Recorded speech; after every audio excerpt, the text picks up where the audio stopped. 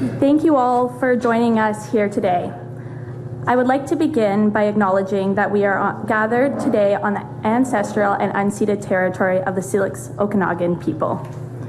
For those of you who I have not met, my name is Bree Lake, and I'm the CEO at Accelerate Okanagan. Welcome to our office here today. We are so excited to get to host you. Accelerate Okanagan helps to support tech and innovation-driven companies by providing them mentorship, connections, and the community that they need to thrive and help them start their business and really scale. I have the honor of getting to MC today's event, and we have 4 incredible speakers with us here this morning. The Honourable Gregor Robertson, Parliament here for Kelowna. Kath Britton, Director of Program Operations for Export Navigator, and Ian Cranston, Director of IT for IC Infrastructure and an Export Navigator supported business. Following the speaker portion of the event, there will be time for media questions today. And if you have any questions for either minister, please notify Mujtaba Hussain, who is standing right over there. So thank you. Following the media questions, there will be an opportunity for, as I just noted, not only is Minister Stephen Fuhr the Secretary of State for Defence Procurement, but he is our local MP, and it is a pleasure to have him here today.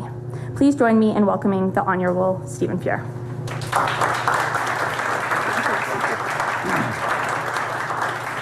Thank you very much for coming this morning. I also want to acknowledge we're on the traditional and unceded territory of the Syilx Okanagan people. I would also like to recognize Mayor Tom Dias, Mayor Gord Milsom. We have some folks from Okanagan Indian Band. I don't know if they're here yet. And we have some folks from West Bank First Nations. So thank you for joining us. As many of you know, we just finished hosting Pacific Caucus here. I'm going to link Pacific Caucus to PacifiCan, and here's how I'm going to do that. So when I was an MP the first time around in 2015 to 2019 in the 42nd Parliament, we have subcomponents of national caucus. They're regional caucuses, and BC was lumped in with, it was called Northern and Western Caucus. So there was the 4 provinces and the 3 territories. And BC is so uniquely different than those other provinces and territories. I would say the West is the best, but we're just different no matter how you want to quantify it. We are uniquely different. And I kind of led the charge to separate BC caucus from the rest, and we called it Pacific Caucus. So I was really happy to host my colleagues out here for the last couple of days so we could drill into the unique needs of the Okanagan and the South Central British Columbia, because again, even as a subcomponent, we're different than the Lower Mainland, we're different from the island. And it's really important for us to get it right to understand what the problems are. So I want to thank my colleagues for choosing us first. It was an easy argument for me because at least the island got 2 seats and we only got 1. And if you've looked at the map, if you look at it from a Game of Thrones perspective, there's a little tiny red dot surrounded by a sea of blue. So I appreciate them taking the time to come out here and understand our issues so I can A, better advocate for us, and B, we can come up with solutions that actually are effective and work for us because we are different. How I'm going to link that to PacifiCan is the father or mother to PacifiCan was Western Economic Development, or WD. It had the same kind of structure, right? It served the North, it served Western Canada, and we are uniquely different. We have different needs. And although this didn't unravel until after I became unelected in 2021, it was discussed and it was well on its way to being built out. I think this office opened in 2021-ish, around that time frame. But the lead up and the discussions to PacifiCan were well underway. So I was really advocating for it behind the scenes.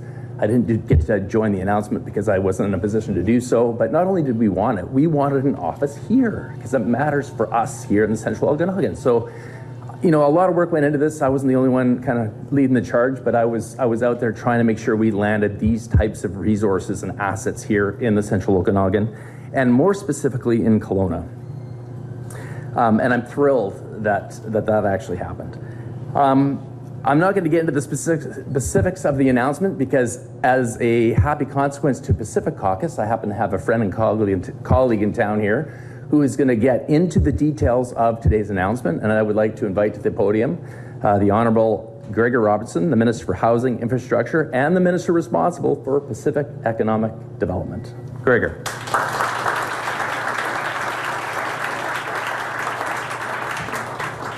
Thank you, Steve, for the introduction, and to Bree as well. And good morning, everybody. It's great to see you here. It's great to be here in Kelowna. I've lots of family roots here over some generations, so always happy to be back in the Okanagan. Also want to acknowledge, first and foremost, how happy, honored, and thankful I am to be here. All of us get to be here on the ancestral and unceded homelands of the Syilx people. So a big thanks to the Syilx Okanagan people for hosting us here. Bonjour tout le monde. Je suis très content d'être ici avec vous aujourd'hui pour faire une annonce importante pour notre région. That's as much French as I'm going to cover today. They like us to do that back in from Central. But BC is a place of many, many languages, French among them, which is important. It's great to be here today as well, doing my first official announcement as the minister responsible for PacifiCan, which is, there will be many more to come, rest assured, hopefully under my watch, and really honored to be representing entrepreneurs and businesses, basically in Ottawa at the cabinet table as well from BC.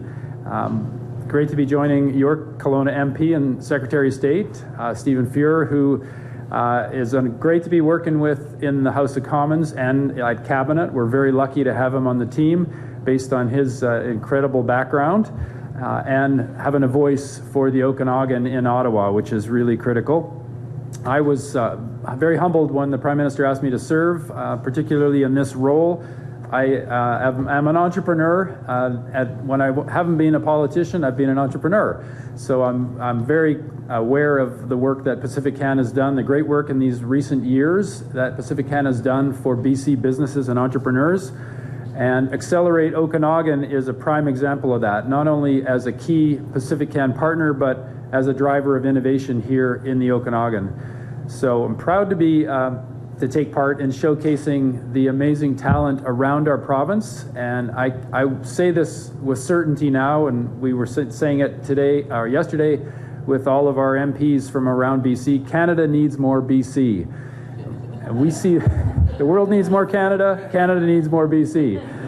And places like the Okanagan create incredible opportunities in diverse industries, whether it's tech, aerospace, agriculture, tourism. PacifiCan has invested over $47 million in 156 projects across the southern interior since 2021, since becoming a unique organization. And over 37 million of that has come specifically to Kelowna, over 100 projects into Kelowna and the communities surrounding. So it's been a significant big shift and investment here in the region.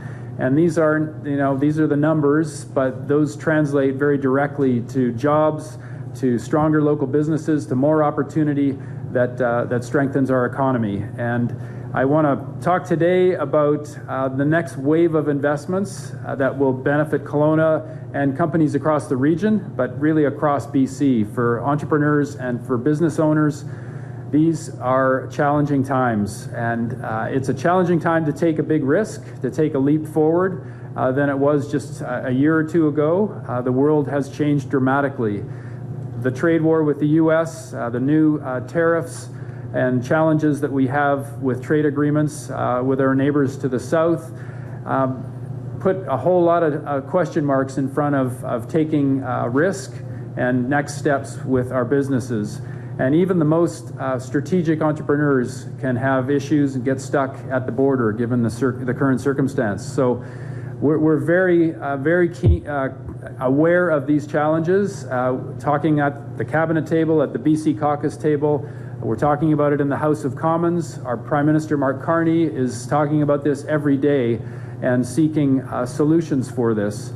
So these difficult times and the tariffs imposed by the U.S. They are right now impacting our economy. That's without question. And in terms of defense procurement, our best defense against these tariffs is to strengthen our local economies and to invest in Canadian jobs and workers and to forge stronger trade partnerships globally. That's where we need to focus right now. Businesses need more reliable federal partnership to support that work, to be more competitive, and export ready as we shift our focus to other countries. So we are making that happen as a federal government now. The new government is announcing today we have $2.5 million of investment to help BC businesses tap into the new markets globally, and also to navigate the current trade realities. And there are three major components to this investment. The first is a $1.2 million investment in Export Navigator, the program at PacifiCan that is building on previous investments of almost $5 million, but there's another 1.2 going into it. And we'll hear soon more details on Export Navigator, but it's basically pairing businesses with the experienced advisors who can help them figure out the nuts and bolts of selling beyond our borders. It's also a great example of the federal and BC government working together to make a difference in our communities.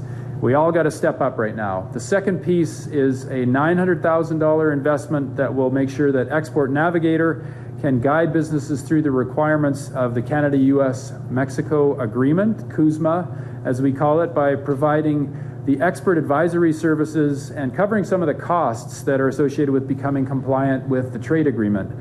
So these are technical supports that are really critical for businesses and entrepreneurs. The last component of this is nearly $400,000 in funding that enable the Greater Vancouver Board of Trade across the Lower Mainland to deliver a series of workshops that will connect businesses with experts, including customs brokers, lawyers, other professionals, so they can overcome those barriers, making sure we're CUSMA compliant.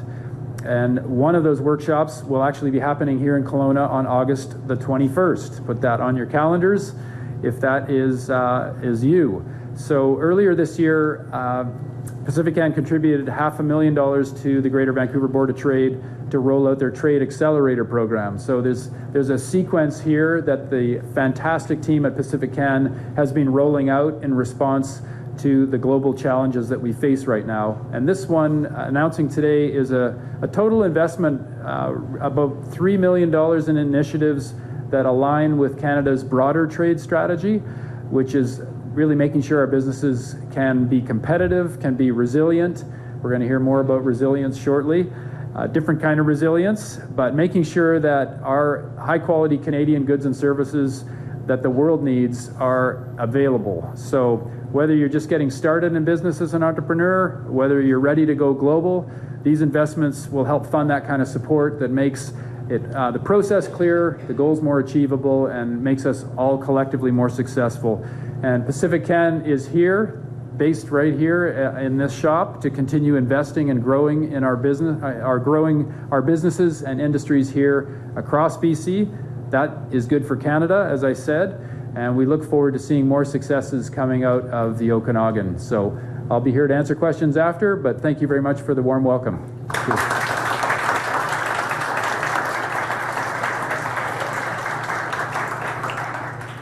Thank you, Minister Robertson. Very exciting announcement today. I would now like to introduce our third speaker, Kath Britton. Kath is the Director of Program Operations for Export Navigator. Please join me in welcoming Kath.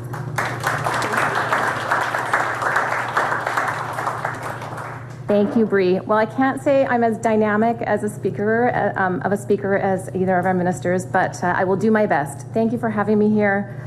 First, I'd like to start by thanking PacifiCan, and in particular, the Honourable Gregor Robertson, for providing this meaningful support to Export Navigator and small businesses, both here in the Thompson Okanagan, but also across all of BC. Having started as a pilot program back in 2016, Export Navigator is now entering its 10th year. It's hard to believe. PacifiCan has been supporting Export Navigator since 2019, so thank you. Our unique partnership with Community Futures BC and local Community Futures offices throughout the province amplifies Export Navigator's ability to reach businesses across all of British Columbia. We have 13 export advisors across the province, strategically placed to cover the entire province, with 3 export advisors up in the north, 2 on Vancouver Island, 3 in the Lower Mainland, and we have advisors here in the Thompson, Okanagan, and Kootenay region as well. We also have advisors that are focused on supporting Indigenous-owned businesses. Our advisors work one-on-one with businesses in their regions, promoting export as a growth strategy, both interprovincially and internationally.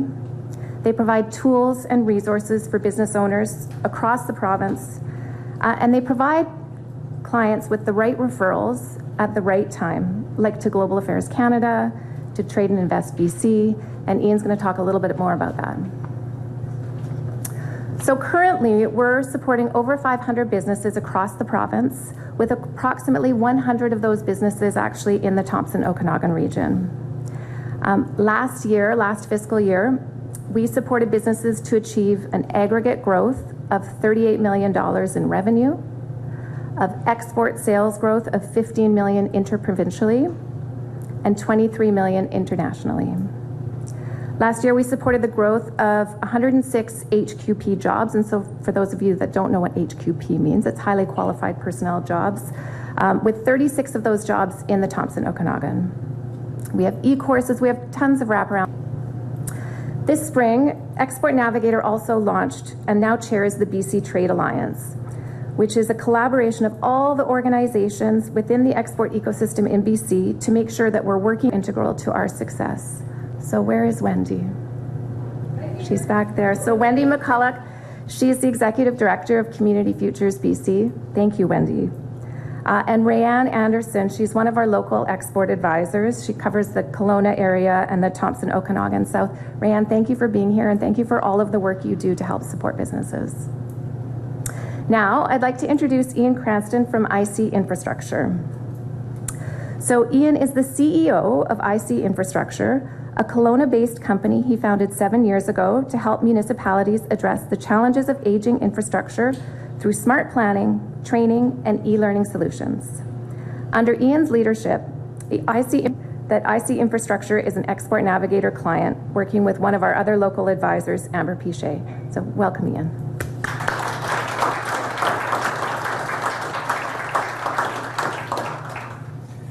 Thank you very much. So community infrastructure is so important. It dictates the quality of life of everybody. If your water's not right, your toilet doesn't flush, you can't use the park down the street, that has a big impact. And unfortunately, community infrastructure owners are now facing what we call a perfect storm. We've got a lot of aging infrastructure that was built post-World War II when a lot of the towns were getting founded and construction was being laid, accommodating the baby booming populations. But a lot of that infrastructure is now at the end of its life or coming to the end of its life. That's a problem. If that was the only problem, it's almost solvable. But unfortunately, we're dealing with a number of compounding factors that are making that what we call a perfect storm now. Climate. The climate is changing, and communities need to be more resilient to that. That is putting an immense stress on their infrastructure. And I like to say to our friends in the South, it doesn't matter whether you believe in, we're causing climate change or not. The fact is the climate is changing, and that is having a massive effect on infrastructure owners. Fires, floods, changing freeze-thaw cycles. We need to be more resilient to that. Staffing. A lot of community organizations are facing really significant staffing problems. Retention of staff, retirement waves are hitting them. That's causing a lot of problems. As well as growth. There's a lot.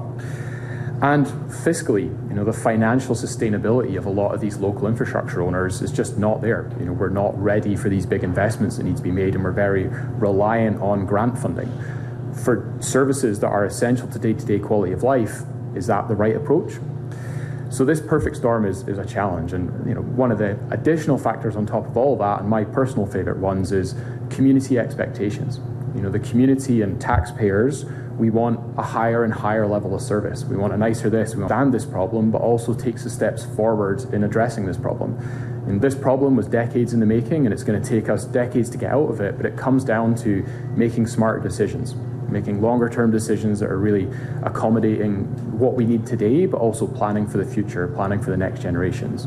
So we're building training platforms and training programs that are meeting these infrastructure owners where they are and helping them move forward with these challenges. To date, as you heard from Kath, we've trained thousands of people across North America, and as a small company that's based in Kelowna, we are having a massively outweighed impact on the public infrastructure problem, which is something we're really proud of. We've got a proven track record of delivering high-profile projects across North America, many here in Canada. We've had a lot of funding that we've worked through with different federal partners, including the Federation of Canadian Municipalities. They've had a very successful municipal asset management program that we were a key partner of, and now their new programs include the Local Leadership and Climate Adaptation Program, both of which are supported by the Federal Minister's portfolio. So we've been working, across Canada as a leader in this space, and we've been working the biggest and best opportunities for us to pursue. There are many similarities with infrastructure owners in Canada and lessons that we're able to take down there. The size is also completely different. In Canada here, we're serving 5,000 municipalities. In the US, there's 50,000 that we can go to. It's a hugely different market. Furthermore, we would consider them about 10 years behind where Canada is in understanding this infrastructure problem. So a lot of them are starting to get hit really hard with some major infrastructure failures. Canada, when you look at the world stage, has been relatively proactive in getting their handle around how bad this infrastructure problem is and putting the right funding in place to help municipalities move forward. So very grateful for that stance, both from the federal government, but also the provinces have been very proactive in that, which is great. But in the US, we're trying to push down there. We're able to go down there with a premium price product. We're able to leverage the exchange rate at the moment, which has been very beneficial for us as well. And we're starting to take those steps and push down there. As we heard, we've been working in Michigan for a number of years. We just got a new contract with them, a $1 million contract that will last us over the next 3 years, which is great. We're also working in Alaska, and that's been a really exciting place to go and explore. What's been interesting is, as we push to date, Export Navigator has been instrumental in our US expansion, so I appreciate that. Firstly, we get a lot of education from Export Navigator. There is a lot of things happening, especially at the moment. It's moving so fast, it's impossible to keep on top of it. I know Amber from Export Navigator is on it. She sends me emails, updates, what's happening, what I need to know about, and specifically shout outs to hey, I know your business and this event is something you should go to. Great, cool, because I don't have the time to track all of that. So that's been really helpful, helping us understand what's going on, be it through training, webinars, events. That's been really helpful. Really appreciate that. Another thing we've been able to leverage through some of the support from Export Navigator is the Can Export grants. So they've been very useful for us in funding our travel, basically, and our efforts to go down and have FaceTime with these clients. I was invited to go and speak as a presenter on a panel at the Government Finance Officers Association. They had a big annual conference, all the CFOs from a lot of municipalities. There was 5 against the Buy America Act. Are they allowed to give this contract to us as a Canadian company? And I'm thinking, oh geez, this was a $250,000 contract that we were literally on the verge of losing because there was this bit of paper that said, we don't think we can give you that. I called Amber. I was like, what do I do? What is going on here? She said, hold on, don't panic. I'm going to connect you with the Trade Commissioner. We were connected to the Trade Commissioner who understands all this legislation back to front, up and down, side to side. And he said, okay, leave it with me. I'll go and package some things up. He asked me a few questions. He came back with a detailed memo that laid out exactly why it was totally fine for them to work with us and give us this contract, and that saved this job for us. Otherwise, we would have lost it. I certainly didn't have the time to go and trawl through all that. Neither do I understand all these legalese and things that are in there. So that Trade Commissioner was amazing at helping us secure that. And again, that was through the connections from Export Navigator. Really appreciate that. Another shout out to Accelerate Okanagan. They've been instrumental in our journey since we grow. It's hard, starting a business and growing a Great. Well, thank you so much to Kath and Ian for sharing more about the impacts that you make here locally in our community and how needed it is during this challenging time. Before we wrap up, I just wanted to take a moment to really reflect on the significance of today's announcements.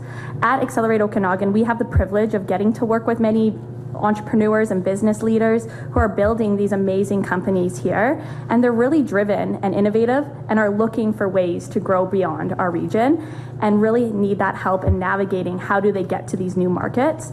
And I think that's really what encompasses today's announcement. Supports for programs like Export Navigator doesn't just fund the services, it really fuels the possibilities here in our community, and it gives our businesses the tools, the confidence, and the guidance that they need to enter those new markets, as Ian spoke to. We are so grateful to the Government of Canada and PacifiCan for recognizing the potential of the businesses here in our community and continuing to invest in their growth. And really to the entrepreneurs that are here in the room today, if you've been thinking about exporting and not sure how to navigate it, now is the time, and be sure to connect with Kath and her team. So thank you again for joining us this morning. That concludes the speaking portion of this event. As noted at the beginning, Majtaba will be now facilitating questions from the media, and afterwards we ask that the speakers meet up here at the front for a group photo. So thank you all and have a wonderful day.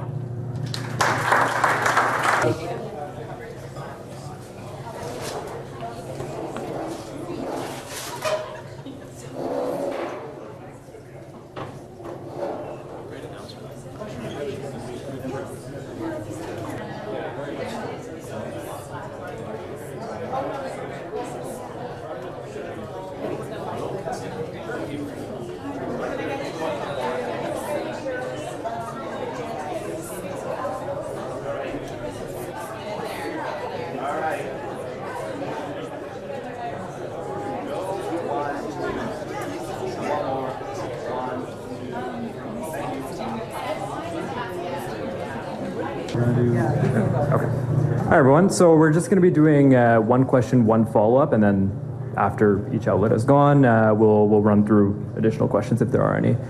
Whenever you want to ask a question, just please identify your outlet. Thank you. I'm Global Television. I have a question for Minister Robertson from my colleagues in Toronto. If you can step up. Okay. Sure thing. And put your housing hat on here. The City of Toronto has decided not to allow sixplexes across the city. That move violates the conditions that the city agreed to in exchange for tens of millions of dollars from your government's Housing Accelerator Fund. Will the federal government claw back funding from municipalities that don't hold up the end of their bargain? Yeah, thank you for the question. And my focus as Housing and Infrastructure Minister is to work with partners, all governments across the country, and make sure we're using every tool available to solve the housing crisis. The decision on sixplexes in Toronto is disappointing, not in line with the ambition and the what we were looking for from the city in terms of a commitment to more housing. And our offices are in regular communication, really looking at next steps, exploring how we may proceed with this. But won't share any details on that, but we will have a decision soon related to the funding. Any other questions? I have a follow-up. Okay. Of course. Imagine that. Your government pledged during the campaign to launch Build Canada Homes to get the federal government back in the home building business. When will Build Canada Homes be up and running? Yeah, thanks for the question. Build Canada Homes is our big, broad initiative across the country to work up to doubling the construction of housing across Canada in the years to come. And we anticipate rolling out next steps this fall on Build Canada Homes. We're deep in the process right now, and also really looking for the biggest opportunities we have across the country to scale up more housing construction and more affordability in that housing, most importantly. Okay. Anyone else? Bueller? Could I ask you a question? Yeah, sure. I would like, Stephen, if you would just translate how this new funding announcement benefits the Okanagan in sort of mom and pop talk for our Well, I think we had a fantastic example of that just a few minutes ago. Working outside our borders is becoming more complex and more complicated, and it's changing literally every single day. So PacifiCan, under this announcement and this program, is helping small businesses figure out what to do, because literally what we think we need to do on a Tuesday could literally change Friday. So this program is really, really crucial for small businesses that are trying to break outside our own borders. So again, that was a really great example we heard earlier of a tangible example of it making a real difference for small business here in the Okanagan. A lot of businesses here in the Okanagan are small business, like you say, they don't necessarily export out to the United States. They import products and sell them here to consumers right here on Bernard. And I'm wondering if there's any plans for those businesses that would be affected. Well, I mean, trade is a hot topic in this country right now, and it's a hot topic across the world. Canada is not the only country facing stresses with regard to trade and tariffs and all these things. So yes, we're looking at a whole host of things to help us get us through this very difficult challenge we have right now with our biggest trading partner. We'll continue to have a relationship with the United States. It will look different moving forward. I think that's just the reality that we're in, and that's something that we're working on to make sure that we have opportunities outside this very important relationship that will look different moving forward, but it will still be a relationship nonetheless. And programs like this that we announced today will be a vital part of letting our small businesses continue to grow under dynamic and rapidly changing circumstances. And that will probably be our reality until we come to a final agreement, hopefully sooner rather than later. Okay. Sure. I'm one of the expert advisors. One of the things some clients have come to us about regarding, yes, the U.S. is one of their main targets, is going to continue to be one of their main export markets, but something they're confronting, even if they have a very niche product, very well priced housing solutions that you're going to be announcing. Yeah, in terms of housing solutions, we have been rolling out ongoing announcements related to housing investments, and we're scaling up that work. Basically, I've been charged with doubling construction across Canada. That's up to 500,000 homes per year. That's going to take a number of years to get up to and to focus on the affordable side of housing. That's what Canadians need. So we're looking at all options in terms of supporting the off-site construction and modular industry so we can build faster and cheaper and greener. We're also looking at all of the programs we can work with provincial, territorial, local, Indigenous governments to support them to scale up the amount of building of homes that they do. So private sector plays a critical role in this. So we're looking at both below market and market solutions to ramp up the amount of homes that we build and make them as affordable as possible. SIPs has been something that's been used in Europe and other parts, structural insulated panels. Yep. How close are we to that? I think it's been around for decades. Yeah, well, on structurally insulated panels or SIPs and other products that are building products that are manufactured off-site and then assembled on construction sites much more efficiently, much faster than on-site construction. Our industry is much smaller than European counterparts. In some cases, Sweden's about 10 times. They're about 45% of their construction is done off-site and then shipped to site, kind of the IKEA model. In Canada, we're less than 5%, depending on how you measure, and that's what we need to ramp up. So we will be investing and supporting that industry. There's some great companies here in the Thompson Okanagan that are doing manufactured products, prefab homes, panels, and different pods of kitchens and bathrooms. Those are all products that can be built faster, more affordably. And as a country, we need to step up. We need to make that more available, more affordable, and really make sure that we're being as productive and efficient as possible when we build homes. You're welcome.